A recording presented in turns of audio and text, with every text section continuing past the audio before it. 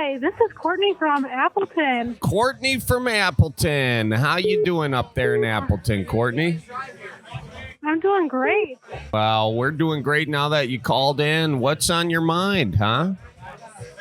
So actually, I got some beef with you, Charlie, and I got some advice I'm looking for. Oh, little beef and Here we advice. go, baby. Let's start with the entree. What's the beef? Normally, everyone's got beef with me. It feels nice to have beef with Charlie. I am here for us. What do you got? So my brother got married back in May, and they sent you an invite to the wedding, and you never came. Oh my gosh, your brother sent an invite to. No, I am so sorry.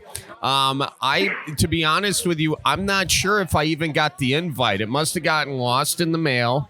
But not to throw Trish, classic lost in the mail. I don't want to excuse. listen. I don't want to throw Trish, my mail gal, under the bus here, under the mail truck. So I think it's probably a me issue. It's probably a my fault thing. I'm so sorry. Now, are they? How'd the wedding go? It was pretty good. Yeah, was it a typical Midwest wedding? Yeah. Yeah. Okay, talk to me here. What was the worst part about the wedding? Because we've talked in this podcast that a good wedding always has something that everyone complains about together. What's the one thing everyone was complaining about at this wedding?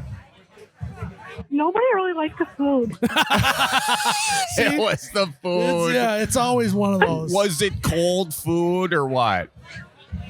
It was cold for the family. They served us all last. They started in the back. We said we were in the back, and then the family got served last. Oh, geez. Now, was it buffet style, or did they bring it to your plate? Bring it to your They table. brought it to us. Okay. Yeah, well, they clearly didn't have any heat lamps in the back, is what she's saying. Yeah. What No, kind of probably food was not. it? Do you remember? I had some salmon, and then they had like some vegetarian stuff, and there was something else I don't remember. All right. Yeah, I mean, salmon's finicky, salmon on that type of scale is tough to do. Yeah. So that in I itself thought it was good. Yeah. Well, where was the wedding location-wise? It was at Waverly Beach in Menasha. Oh, Waverly Beach in Menasha. That's a fantastic spot right on Lake Winnebago. I've been there many a times. It's a Really? great club. Yeah. Yeah. Waverly Beach. Yeah. I've done a few shows there. It's a great, great venue. And, the food I had there was actually very good. Phenomenal, in fact. So, I'm sorry that yours was a little cold. But if that never happened, everyone at the wedding wouldn't be able to bond about anything. That's true. So it brings don't view the it wedding as, together. Yeah, don't view it as a bad thing. View it as we now can all, no matter how old you guys get, you can go, hey, remember at that wedding how bad the food was? Yeah. And everyone will have something to talk about. It's the best icebreaker in the world. It absolutely is. Now, I got a question for you. Did you get out on the dance floor? Did you get out on the dance yeah. floor? Okay. I was. So Me and my cousins all night. Nice. Yeah. Did I want to know? And I've always wanted to figure this out. What's a good Midwest dance move? A go-to Midwest I don't dance know. move. Do you do milking the cow? You just get down there I've been low told- and you're, squeezing the I've teats. never heard that one. Yeah, you just get down low. Okay, you pull the bucket over and you pretend to sit on it, and then you just with your hands. Now you got to be careful with the hand motion because if you're squatting and doing that, people might get the wrong idea. It's not horizontal; it's vertical. Okay. Now, no one in the bar can hear what we're talking about, so everyone thinks that Charlie Barons is just milking his own cow Just here. squirt, it's squirt. quite the visual for everyone in the bar. You just squirt on the beat, And don't kick the bucket. You got to make sure no one's around to Don't kick the bucket. That would be bad. Don't let the cow kick the bucket. So, and if you get really good with this, you have someone pretend to be the cow and just get on all fours. all right. What? I'm riffing. What's another? What kind of shit's going on at your family's dance at weddings, Dude, you literally got cousins getting on their hands and knees, and you're milking them. What's going on? What's going on at the Barons' weddings? Miles, you're missing a golden opportunity. We need to establish the Midwest dance moves. Like there's the electric worm, that they got on. That's an East Coast thing, I think. Maybe West Coast, probably one of the coasts. What are the Midwest dance moves? I'm not saying we shouldn't establish Midwest dance moves. I don't know if milking your cousin is the move. Oh, no, Miles. In the analogy on the dance floor, your cousin is the cow, okay? You can't think of it so literally. Oh, okay. Yeah. Let's think of another one. How about the watch out for deer? Miles, how would you do a deer dance? A deer dance? Yeah, the deer dance. I would probably... it's more of a waltz than anything. Okay. Have you ever seen a deer? Have you ever seen a deer glide across a field? Yeah. They're not clunky at all. They're very smooth. They seem to glide. It's more of a waltzy type of move. So it's a 1, 2, 3. 1, 2, 3. Look at the car. Pause, yep. And then just stop and stare. And at that point, the DJ has all of his lights pointed at one person, and they just have to stand there. And as soon as the lights turn off, then everyone starts dancing again. It's kind of like a red light, green light type of move. But it's no lights, headlights is what it's called.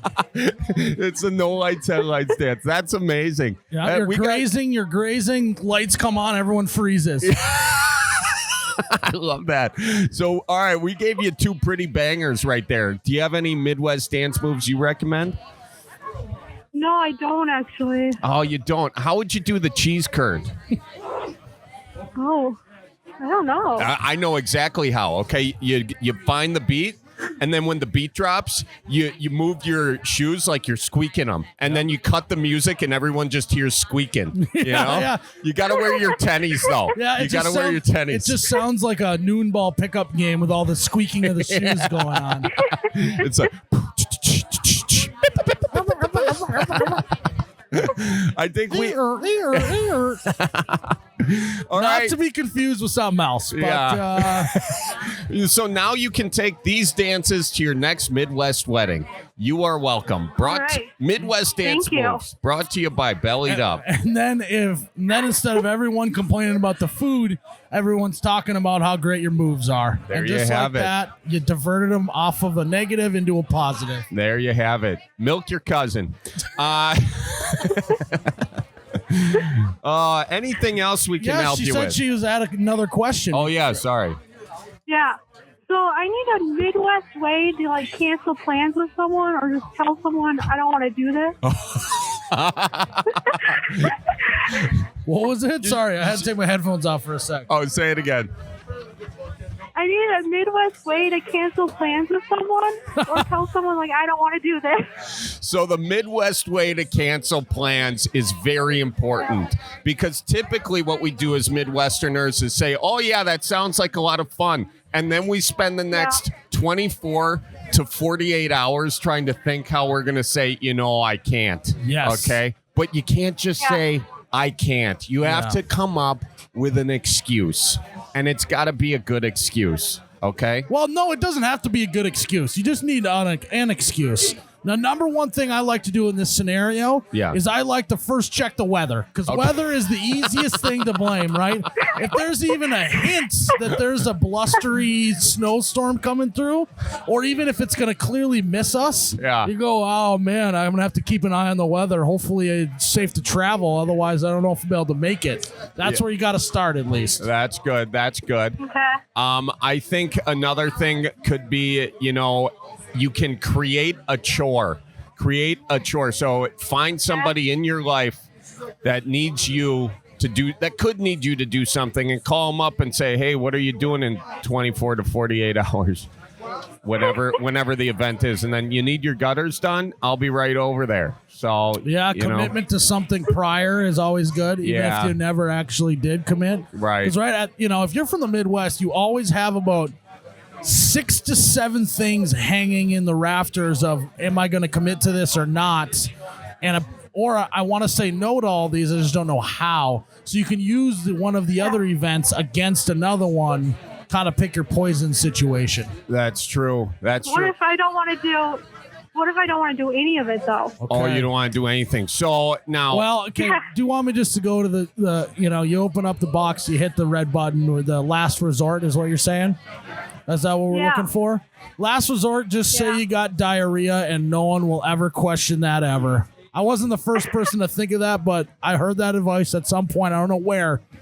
You got diarrhea, no one's questioning that. That's true. Yeah, you can just say I got something going on with the stomach. And if you want to make it a true story, open up the chest freezer in your garage, take your hand, go all the way down to the freezer, burnt meat from the meat raffle, toss that sucker in the oven. Don't even unthaw it. Just toss it in the oven, consume it. You're going to have some diarrhea for sure. God. Yeah.